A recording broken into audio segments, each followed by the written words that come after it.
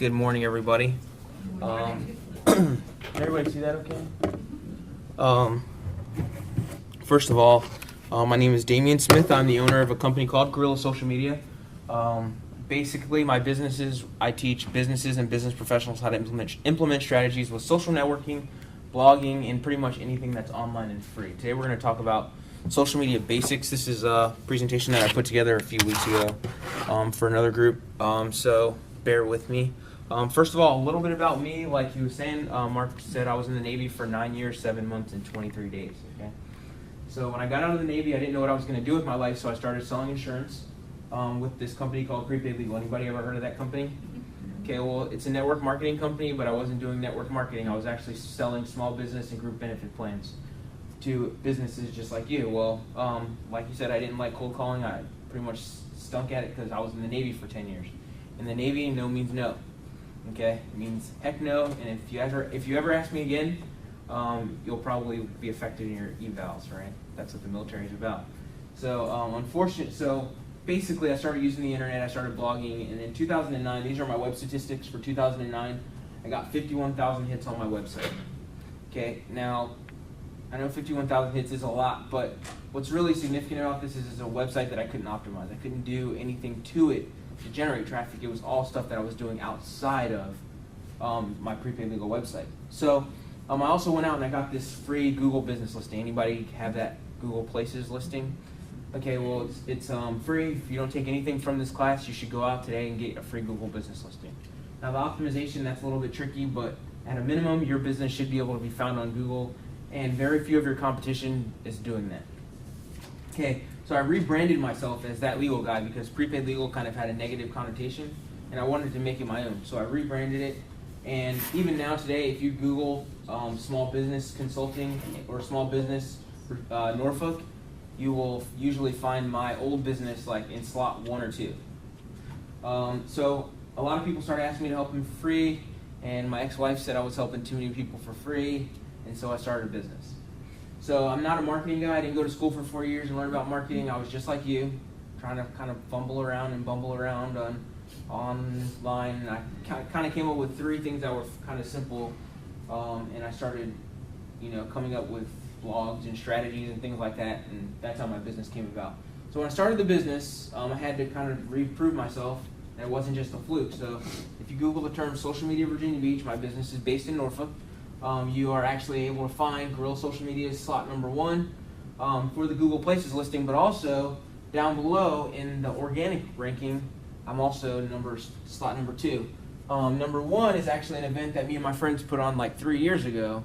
That is a site that I created, but through basic optimization, you are able to get organic ranking now. Depending on what kind of business you're in and how competitive it is, some of your competition either pays for that yellow section that you see at the very top, or in the organic section, this is like you may pay a search engine optimization firm, or you might get people sending you emails or calling you saying, hey, I'll get you to the top of Google. But quite frankly, for most small businesses, over time, it's something that you can do yourself. And anywhere from, if it's not competitive, a couple of weeks up to 3 to 6 months, you can get on the top of Google for generic terms. So this one is Social Media Virginia Beach. All right. So today we're going to talk about social media, and more specifically, we're going to talk about it as an old way, or doing a new thing the old way. So the new thing is going to be the online stuff. The old way is actually person-to-person interaction. So let's look at an older example, okay? Let's do social networking in 1980, okay? So we got Jan and Tom went to college with David, okay? So they go way back to college, right? So when they hook up, they haven't seen each other in 5-10 years.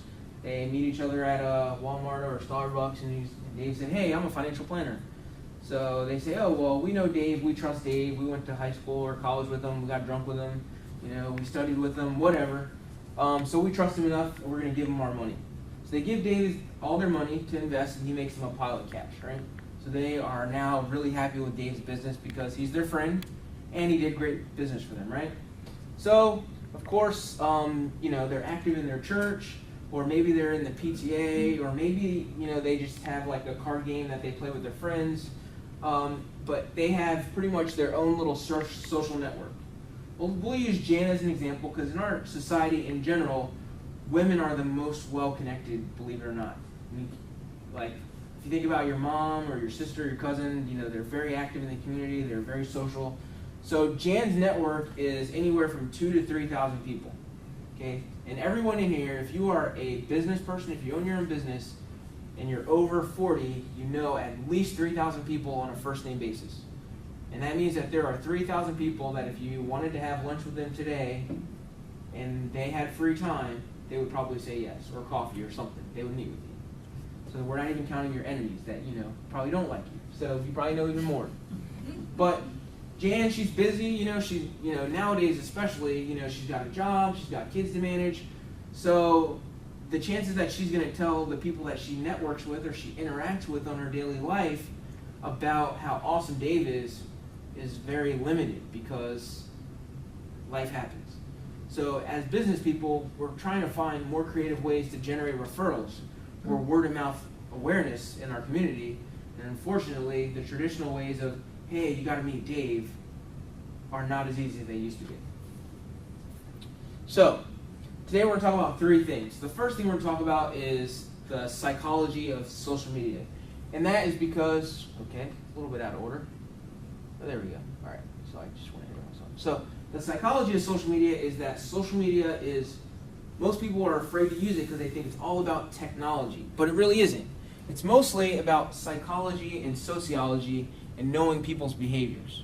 So for everyone that thinks that it's about kids, I'm going to kind of talk to you in ways that will show you that everyone in here, if you're over 25 or 30, you have the ability to be way more successful with social media than even me. Okay, the second thing we're going to talk about is tools. This is a little sensitive. Okay, so we're going to talk about some tools a little bit, mostly of Facebook because I know that that's what everybody wants to focus on. And then we're going to talk about some strategy with those tools. And my strategy is pretty much, it's somewhat universal in that if you apply some basic techniques, they can apply on pretty much any social network that you use. All right? So let's talk about advertising right now. How are you guys advertising your business? Like, what's the most successful, or where do you invest most of your time or your money? Annalise? I give presentations to professional groups that can use my services. All right, so she puts herself out there in speaking engagements and networking. And what else is working? Newspaper. Okay, newspaper. Magazines. Okay, so some print stuff and radio. What kind of business you guys have? Mattress. Okay, so you guys sell mattresses. Very competitive industry. Very competitive. Okay, so most of you are probably using one of these three things, right? So this one, like TV, that's broadcast media, radio, TV, something that's going to go out. Okay, display media, it might be a billboard, or it might be presenting yourself, that's display media, or it might be a sign on the side of your car, or a yard sign, that's display media. And then the third thing is print, and we've all kind of seen over the last few years that unless you put your ad in a very targeted print media, it's very hard to determine ROI or even get ROI at all. So where you used to spend $1,000 in the paper, you would make $10,000 back. Today you invest that same $1,000 and you're lucky if you get it back at all. So I want you to realize that advertising is all that stuff. If it involves you saying how awesome you are or why someone should buy from you, we're going to consider that advertising. Okay? But advertising is only a subset of marketing, but it's not the only type. So everything we're going to talk about today has nothing to do with advertising. Okay? So write that down. Social media has nothing to do with advertising. Okay? It's a marketing tool. All right? So the reason I say that is because think about ads. When was the last time you yourself noticed an ad? So from the time you left home to the time you got here, most of us probably drove by at least 10 billboards. Can someone recall a billboard for me that they saw on their way to here? Do you count billboards on the side of cars? What's that? The billboards on the side of cars? No, just a billboard, like a traditional billboard, like a big one, because that's humongous. They're not allowed in Williamsburg. Yeah. Really? We don't have any. Okay. Well, then here's the better one. The only Okay. ones I ever noticed going down the interstate are the lottery. Yep. Mega Millions. Yeah. Yep. Okay, now what about TV commercials? When you're at home watching TV and a commercial comes on, what do? You get on the mute button. All right, you find something better to do, either another channel or get up and do something else. Some people are using Facebook while commercials are on. Okay, but you got to think about your customer, and if you're ignoring ads, then so are they. So advertising, we just changed the way that we kind of look at ads. So if you want to think about this change, here's an example of another change that some of us can relate to. Okay, anyone here ever have a black and white TV? Okay. You're giving our age now. Now, Yes. now, believe it or not, when I was growing up, I had a black and white TV too. Now, it might have been because I was poor or because my parents kept everything, but I did have a black and white TV. It's got a UHF on top, the VHF on the bottom, or I think it might be the other way around. You know, but all the good channels were on the high number channels, right? Okay, well, at some point, we went from black and white TV to color TV. So most people, unless they're related to me, they threw away their color TV, their black and white TV and got color. And then we went from color TV over the airwaves to where you can plug your TV into the wall and get cable, right? Well, anyone here want to venture a guess at what percentage of people in the United States have cable? 96%. 96%. Okay. Anybody else? I was 80? gonna say 82. Okay. Do you actually mean cable or something like Cable, Verizon? satellite, anything that plugs into the wall. Okay. Okay. So 80, 90%? Everybody thinks that? Okay. 56% of people in the United States have cable. Okay. So now, when you think about rural areas, the poverty line, things of that nature, and then this new trend in people, like, I don't have cable in my house. I have high-speed internet, but I don't have cable TV. Yeah, that's me. Okay, my girlfriend, who is 27 years old, she doesn't have cable either. She doesn't even watch TV, really. So it's partially generationally, partially economical, mostly economical, though. So people, about a year and a half ago, 2 years ago, the FCC made a transition from analog TV to digital TV. Everybody remember that? There was this big rush. I guess I should probably turn my phone off. Sorry. So there was a big rush from the government to get everybody to invest in this new technology, go from analog to digital. And it wasn't a gradual change. It was just one day they had analog, the next day they had digital, and if you didn't go out and buy the new technology, you couldn't receive the signal. And that's what's going on in marketing today. So because our customers are so inundated with ads, they see about 2,000 ads every day, they're shutting off ads. But we still need to get our message that we are the best business to use to that person, to that end user. So there's a shift in the way we communicate. So an example of this shift is in just technology alone. Now, did anyone here ever have this phone right here on the left? Okay? Now, if you had that phone, I know that you made a lot of money, right? Because this phone was very expensive to buy, the service was very expensive to have, and if you traveled more than 5 feet from your house, you were roaming, right? But we also know that the iPhone, the one on the far right, does literally 1,000,000 times more than this phone on the left, but really, it does the same thing. We play games on our phones maybe, but for the most part, we're using it to communicate with our friends, family, neighbors, and business associates, right? So it really hasn't changed that much, and that's why we're talking about it's a new thing, but it's the old way. We're still communicating. All right, so there's two different types of marketing that are at odds right now. There's content marketing, and then there's traditional marketing. Your traditional marketing is, hey, I am really awesome, and you should buy from me. Content marketing is, here is who I am, and as a result of a relationship that I build with you, you're going to want to do business with me. So think about your best 5 customers. How many of those customers are the result of traditional marketing versus mostly content marketing? Building a relationship. How many of your customers do you know, like what their kids' names are, or if they go to school, or or if they have a dog, or what have you? We mostly are in the business of building relationships through content. So when we look at internet marketing as a whole, it's kind of broken down into like a bunch of different areas.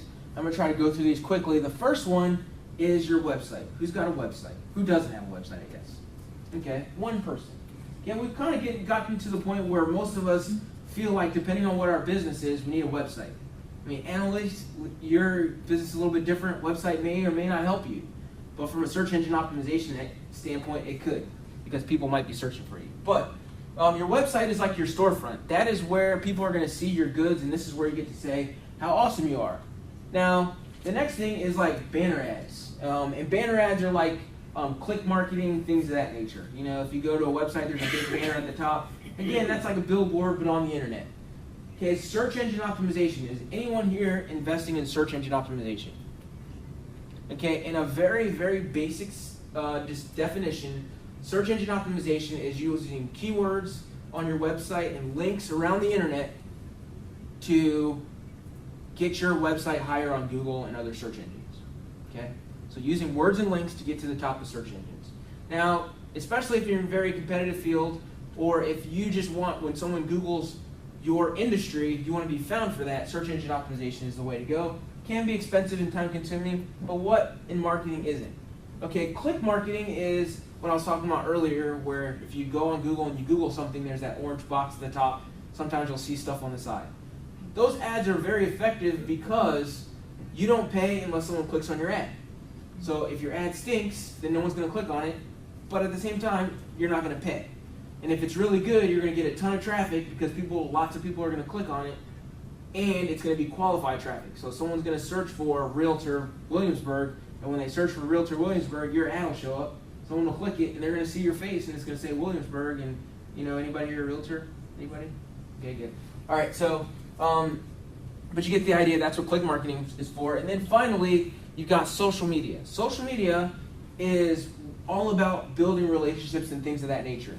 So when we look at social media, what do you guys think social media is? Facebook is social media. It is a form, yes. But in a more basic sense, what is social media? Person to person. Okay, person to person, conversation. Okay. Well, let's look at this quick video. We'll see. Has anyone ever seen this video before? Okay, good.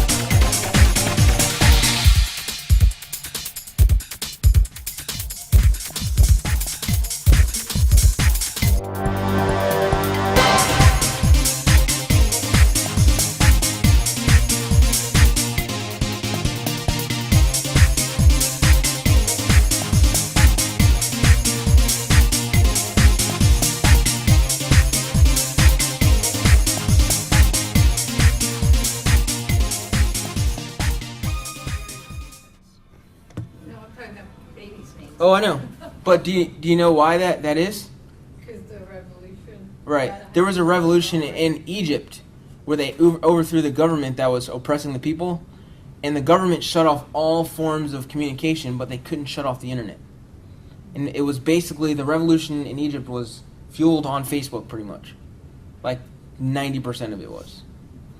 So, like, you know, in our terms, we're like, why would anybody want to do that? But Where is that video? on YouTube, you can just Google social media revolution. Okay. Come right up. All right, so to define social media, I define it in 3 basic ways. The first one is the unselfish sharing of information. Okay. Now, in our business, we want to think that our concepts are the most unique and unheard of concepts in the world, and we don't want our competition to know those concepts. Okay. But unfortunately, our customers don't know or care about that, and in most cases, our competition isn't savvy enough to use the internet anyway. And if they are savvy enough to use the internet, they're actually using that to beat us to death, pretty much. So you have to be willing to blog a little bit about how you run your business, about how you treat your customers, about how you do things. Like if you're a mattress company, you might want to show the inside of a mattress. Or if you're a graphics company, you might want to set up a camera and actually show yourself working on a computer from start to finish on a graphic arts project. You know, people are just dying for information. Okay, YouTube, you see that statistics, you know, it's like in 30 days, or actually in 60 days, there's more content uploaded to YouTube every 2 months that NBC, ABC, and CBS put on in their entire archives in 60 years. Every 2 months, that much info goes onto YouTube. So you would think that there would be saturation, right? Like, all this new stuff is going on YouTube, people would get tired of it. But, you know, you're talking about 3-4 years of post critical mass usage, and it hasn't slowed down, it's actually sped up. People are using it because there's so much information to be had. Okay, the second thing is engaging your community. So we're not talking about getting new people yet. We're talking about engaging and interacting with the people that already like us, that we already know. And then finally, we want to build relationships online. And I know that especially if you are more experienced in life, you think that is impossible. But has anyone here ever met somebody through their Facebook page that they never met in person, and then they ran into them at a networking event and you felt like you knew that person? Okay? It's like you can learn so much about a person and interact with them on such a personal level just by reading some posts and posting some comments that you can't really do for meeting someone at a networking event, shaking hands with them, and getting their number, and then maybe having lunch with them like 2 weeks later. It can't be duplicated. Okay? Now, from a marketing perspective, I break social media down into 2 basic areas. The first one is sphere of influence marketing. So that's what I mean by engaging your community. Okay, there are people that you already know, and if your business has its own sphere of influence as well. So we're not just talking about you as a person, we're talking about your business. So if it is your business, it might be a customer. As soon as someone walks into your door or they call your business, they are automatically into your business's sphere of influence. They might be a loose connection right now, but social media is going to help us reel them in. Okay? The other type of marketing is peer group marketing. And peer group marketing is, okay, there's a whole bunch of people that are either into the same things that we are, have similar interests, or they want to know about us. Okay, from an internet standpoint, these are people who might be searching on Google for us, or for something that we specialize in, but right now, they can't find us. So I have one client that is a dentist in Newport News, and I'm actually encouraging them to blog about the stuff that they do with Relay for Life. Okay? So initially they're like, well, that has nothing to do with my business. But technically it has everything to do with your business. So if you would want your business to be in front of the school that's down the street, or whatever your sphere of influence is, why wouldn't you do the same thing online to try to draw those people in? So why do you think people are doing all this crap? I mean, Facebook is time consuming, and I don't really have time for that. Whatever. Why do you think there's 850 million people on Facebook? What are they doing? I have a theory, it's not necessarily a pleasing Okay, theory, what's but your I theory? think it's because human interactions face to face is difficult. And when you're out there just posting stuff online, it's, you don't get some reaction, but there's the screen. Okay. And so it's easier. And I've seen, especially people the next generation over, like my mother-in-law, Mm-hmm. she lives in Florida, hardly ever leaves her house. She thinks she knows everybody because she's online with many people. So it's like an outlet. But really, she goes outside, she doesn't know her neighbors. It's really sad in my books, but. I definitely can agree with that to some degree. We've become less personal. Any other ideas? Why people don't? Why are they doing it? Why are they? What's the big deal? Some of it's gossip. Okay. And that's why that's where I'm not understanding Facebook all the way, Mm-hmm. is that it turns into, I saw you at the grocery store with so-and-so, and as a business person, I'm finding it hard to sit there for hours on end answering those things. Mm-hmm. She doesn't want to talk about all of that. Okay. Well, think about it like this. Social media is not about you. So you have to know your audience. So you have to say to yourself, okay, it doesn't matter what I want. There's 800 million people that are there. My sphere of influence might be 100 to 2,000 people. What are they on there for? Because it's like, I was going to use a bad example, but you're not going to try, if your audience is people, you're not going to try to feed them dog food, okay? Or if you like Mexican food and your audience is people that like Italian food and they hate Mexican food, you're not going to try to feed them Mexican food. You're going to feed them what they want, right? So when you know your audience, it doesn't matter. Okay, let's see. Oh, this thing is so sensitive. All right, so when you think about your audience, you all have to remember that you are connectors. And has anyone ever heard of that term, connector? Okay, there's a book by Keith Ferrazzi. It's called Never Eat Alone, okay? Everyone should read that book. It has nothing to do with social media. It has all to do with networking. And in that book, they talk about this concept of being a connector. Keep what? Keith Ferrazzi. What's Okay. the title? Never Eat Alone. Now, when I started my business, my uncle was feeding me all these books. A lot of them were about networking and growing your business and that kind of stuff. And that was one of the ones that helped me, it was like a light bulb moment. Because in this book, a connector is someone who is known by way more people than who know them. So have you ever been at a grocery store or a restaurant and someone walks up to you and they say, "Hey, Damien, I know you from XYZ." Or they don't even say that. They just say, "Hey, Damien, how's it going?" You're like, "Hey, how's it going?" And then you're trying to kind of have that conversation with them until you can figure out who they are. That if you get that more than a couple of times a week or a month, you are not the average person. You are a connector. It means a lot of people know you. So you have to take that and use it to your advantage when you're using this for business. So for a minute, from your own perspective, the reason why you should be doing it is to build more awareness. You want more people to be aware of not just the fact that you are, a whatever it is that you do, but that also you're into cars or dogs like I am. The other thing is you want to start building a community. So if you have a clothing store and you sell women's shoes, and you know that there's a huge demographic that likes women's shoes, then you want to use those people to get more people that like women's shoes. Instead of you trying to go out and getting more of those people, you use the people that you already have to bring those people in. And that's why you feed them Italian food. Because Italian food, people who love Italian food are going to send their friends who like Italian food to you. Right?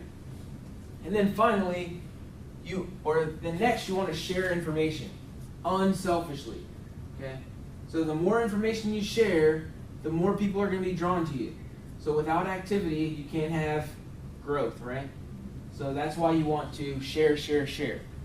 Now, when we start thinking about your customer base, okay, I've already heard some of the answers. Some of the people are doing it because they want to connect with people. Okay? That is why everyone is on social media. They want to connect in some way. Now, some of those people might be connecting because they're nosy. Yes, that's another reason. But for the most part, we want to know what's going on with people that we know. And then finally, people want to be acknowledged.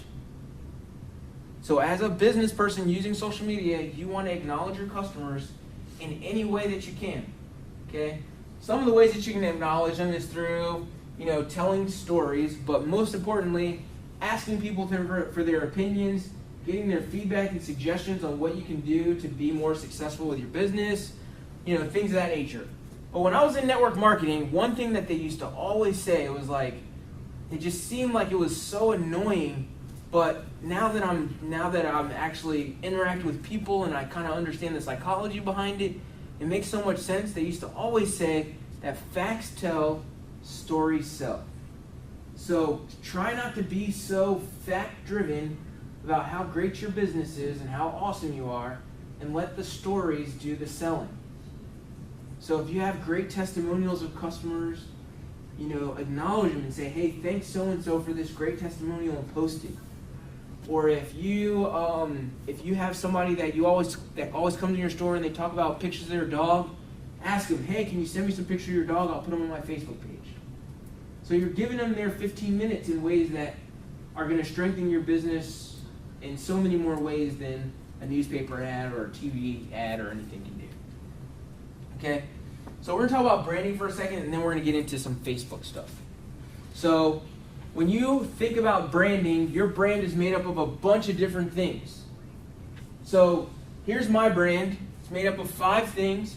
And if you were to ask one of my Facebook friends something about me, I would want them to be able to tell you at least 3 of these things.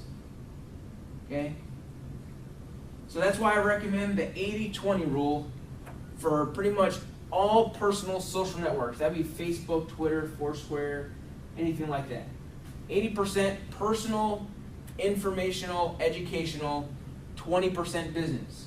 So if you look at my pie chart, you can see that even my business is only 20% of who I am. Even though we're workaholics and we do our business for 80% of the time, our friends don't care about that. As a matter of fact, if you do that on Facebook, that is the number one way to get 0 interaction. Okay? So let's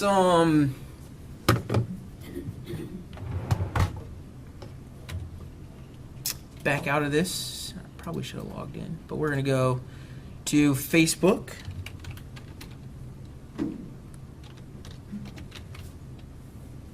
Okay, who here has a Facebook personal account?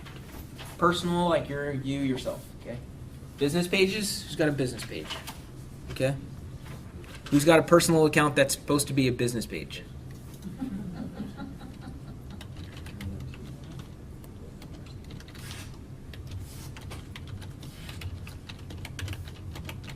Okay, so I'm going to log into my Facebook account.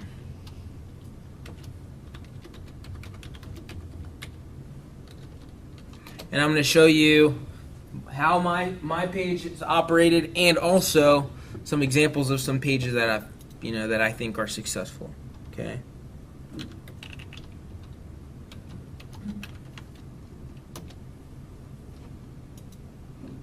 Okay. Just so you guys just saw that Facebook is extremely private, right? So it's very hard for someone to try to steal your Facebook profile because of the fact that there's all kinds of security settings in there now. All right, so this is my Facebook profile. When I log in, the first thing I see is the news feed, right? So when everyone, sometimes there's some confusion on is this the wall or is this my Facebook or who can see this? The only person that can see this stuff is you and people who are connected to these other people. The only people that can see Joseph's post is me and people who have chosen to be friends with him. It's like your own little newspaper subscription. Now I'm going to scroll down just so you can see, in my newsfeed, there are very little posts by business pages. If you see one, feel free to let me know. What about Dawn's Mr. Page there? What's that? The Dawn Boyer Mhm. there? Dawn, that's not a business page, that's your personal account. Yep. I haven't seen one yet. Nope. No business pages. So use this as a, like, take note, if you will. It is very hard for a business page to get visibility in the newsfeed. Okay? The only way that you or your business is going to get visibility in the newsfeed is if you get people to interact with you. So if you don't have likes or comments, see this post? See? It's got 6 likes and a comment. So if your people who like your page don't interact with you, you are not going to get seen. As a matter of fact, I will show you in a minute about how posts that get more likes and comments automatically get more impressions. Question. You need a personal page to get a business page. And then Not necessarily, but that's the best way to go about it. Well, yeah, that's how I was trained to do it. Mhm. But anyway, my question is, I put a post on my personal page to say, please go to my business and like it, Mhm. to get, but like only 6 people did. I don't know who saw that or what was that. Did I do Okay. it the right way to put it in my? Well, that's one way to do it. Another way is to actually invite your friends to like the page. How do you do that? So I'll show you that in a second. But Oh, what's your okay. business? Caring Transitions. It's a Yeah. transition company. Okay, transitions for seniors. For mainly, or Okay. baby boomers, Okay. moving, So downsizing. think about your demographic. Your demographic is somewhat limited. Okay? Now, I mean, Well, I don't see it that way. Okay. Only, and what I mean by that is that everybody has relatives, friends, neighbors who Mhm. potentially yes, and could I need my totally agree with that. services. Yeah. But you have to think about how guys like me think about it, right? It's like, Okay. if I see that page come across my thing, like this page, what is the incentive for me to like it? Other than I have a relationship with you. Well, that's the main reason, is to get your friends to. But what benefit is that to you if not all of your friends are in your demographic? Higher visibility if they do, and it increases the search engine optimization. No, That's what I but- understood anyway. Not necessarily. No, okay. There's no real search engine optimization for Facebook. Okay. Facebook and Google don't even like each other, quite frankly. I mean, Google has to give it the relevance that it does because it has 800 million people on it, and Google can't compete with that. But from a global perspective, you have to think of it in terms of more specifics. Like, if I were you, I would target people between the ages of probably 39 and 50, because I'm 34. I'll be 34 in a couple of weeks, okay? My mom she turned 60 this year. So yeah, in about 5 years, I mean, she already lives in like a senior living kind of a place anyway, but in about 5 years, she might be in a place, maybe 10 years. It's not in my mind right now. My mom, she's young, she's vibrant. You know, I'm not really thinking about that. I'm still young, sort of, and vibrant or whatever. So it's not really in my mind. But when I'm 40 and my mom starts, you know, I need to take her to the hospital more frequently and, you know, that kind of stuff, then it's in my mind. So you might want to think about more targeted towards, hey, what are people in the 39 to 50-year-old range thinking about in their mind? What are they interested in? What kind of shows do they watch? Are they into politics? Are they not into politics? Are they into gardening? Are they not into gardening? And that's how you're going to get your demographic to grow in the places that you want it to grow. So it doesn't matter if you have 2,000 30-year-olds on your page. That's a waste. I would rather have 200 39 to 50-year-olds than 2,000 20-year-olds. Then how do you target that in Facebook? Well, that's what I was just saying. You want to start thinking about what those people are interested in, what matters to them in their, like, what are their interests, their personal interests. Because when you start talking about things on your personal Facebook page, on your business page, that are personal to people, it's going to draw them in. Gotcha. So think about the Grand Canyon, right? Like one day, millions and millions of years ago, it was like a little stream, right? And then it just started cutting away, getting wider and wider, and snow started melting, and then it was like a raging river, right? And it cut this humongous trench that can be seen from outer space, right? But you have to put in the work, start just having conversations that people in your target demographic are interested in, and try not to gear towards the younger demographics per se. And this is just me giving you some kind of free direct consulting here. But everyone, does this make sense to everyone about targeting your demographic, thinking about who is very interested in you? Now, a perfect example of that is one of my friends/clients. Okay, so we're going to look at Connie's Kids Clothing Store, okay? Now, Connie, she has upgraded to Facebook Timeline. Okay, who here is upgraded to Timeline? Okay, only a couple of people. Okay, now, Facebook Timeline, I think pretty much... I mean, like, I think that there's some pages that you can go to, and like I just went to a page yesterday, and it was supposed to be on March 30th, but Facebook has like servers all over the world, so it's like but I won't even get into that. But yeah, most of you have been updated to Timeline. Some of you may not have been, and maybe we'll look at a couple of pages. But here's Connie's page. Connie has 3,156 people who like her page. Okay, less than 2 years ago, that number was 228. Okay, and I want to say the first time Connie sat in one of my classes, she had like 60 some. Okay, and when Connie, she talked to me, she was like, I don't want to do this Facebook stuff. It's stupid. It's time consuming. I want to run my business. Okay, but if you can talk about children or animals on your Facebook page, you are in the money. I mean, it is awesome. I mean, people love that stuff. All right, so you can see Connie's got a pretty timeline. Now, this cannot be a personal billboard for your business, okay? Timeline has to be something that captures a moment. There can be some text, but not overly text heavy. And it needs to be something that's kind of captivating.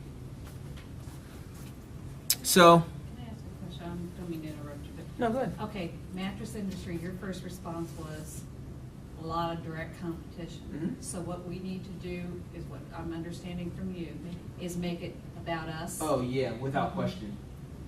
So about our family, about our dogs, about, Yep, now... yeah, come buy a mattress. I mean, and that is going to be part of it. Because you're friends. Okay, They'll understand that. okay, let's see. What's the name of your mattress store? Bed Crafters by Michelle. Okay, Bed Crafters by Michelle. When someone walks in your door, how are they greeted? Welcome to Bed Crafters by Michelle. I mean, more atmospherically. What is Just your... like your bedroom. Okay, Warm. so it's not like mattress discounters, No. 500 mattresses lined up, right? No. And I'm saying this kind of because I didn't need to know that, I just kind of knew that. But the idea is you are creating an atmosphere that makes people want to come back, makes people want to know you and build a relationship with you. And so talking about your life is a really dynamic way of getting people to remember you, because they're always going to associate you with your business. Has anyone ever owned a business that went out of business? Has anyone ever had a business that failed? Okay, how many years after your business failed did people call you about your business, or you ran into them on the street and they said, hey, are you still doing, or how's XYZ business? And you're like, yeah, I moved on. Okay, people, when they already know what you do. The idea is staying in front of them so they always know you specifically. So when somebody says they have a need, they think. Right, exactly. That is what social media is about. It is putting you in top of mind so that when someone needs what you have to offer, you have 2,000 to 2,000, or in Connie's case, 3,000 people that are going to say, oh, you have got to check out Connie's Kids Clothing. So when you see posts from the same person consistently, 3 of them in a row, a space, 5 of them in a row of that same individual, and people come up to you and say, man, did you see so-and-so's, that's all I get, I'm going to, it's ridiculous. It's really not ridiculous. That person is really doing the right thing. Okay, no, that person is spamming. Oh, really? Yes. Okay. So, now, so that goes into kind of phase 2. Phase 1, 80-20 rule. So, 80% of what you talk about on Facebook, personal, educational, informational. So some of what's going on in your business, and we'll talk about it in a minute, can be personal, but you should only be posting 2 to 3 times a day at most, and not all at the same time.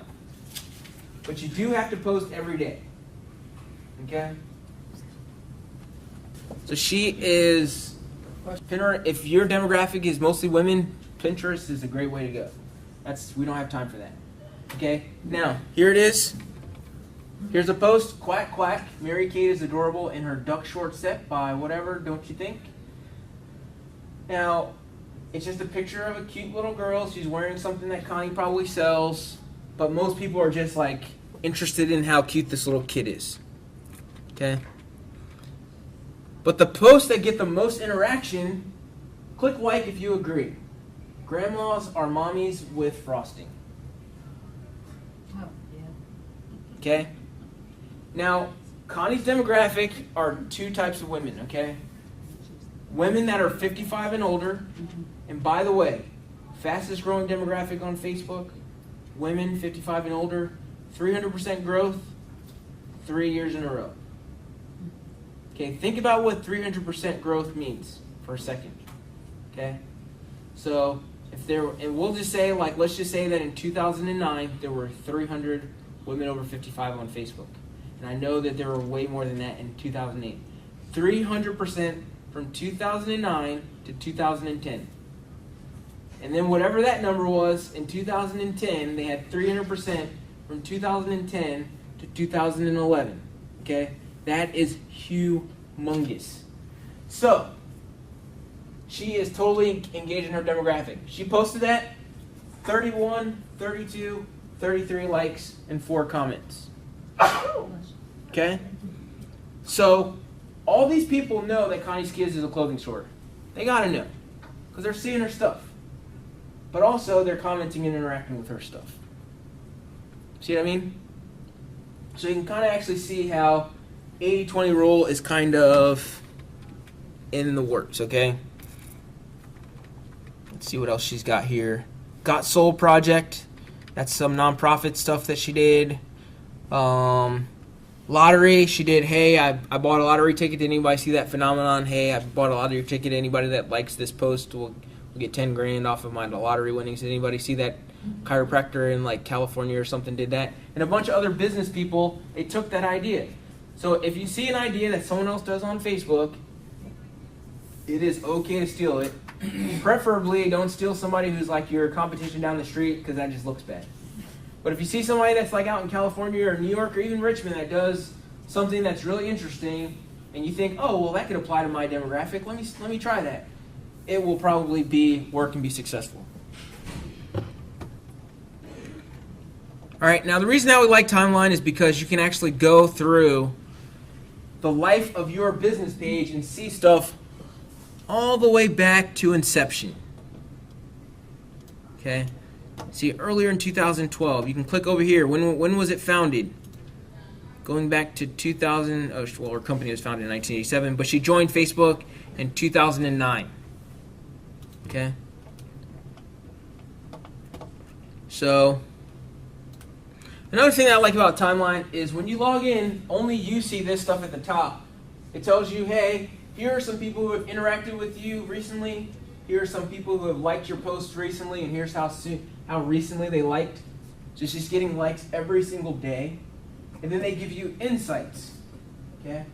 Now, insights are, this is where the kind of power is, because, doing stuff on Facebook is fine, but you want to be able to track that, right? So when I look at Connie's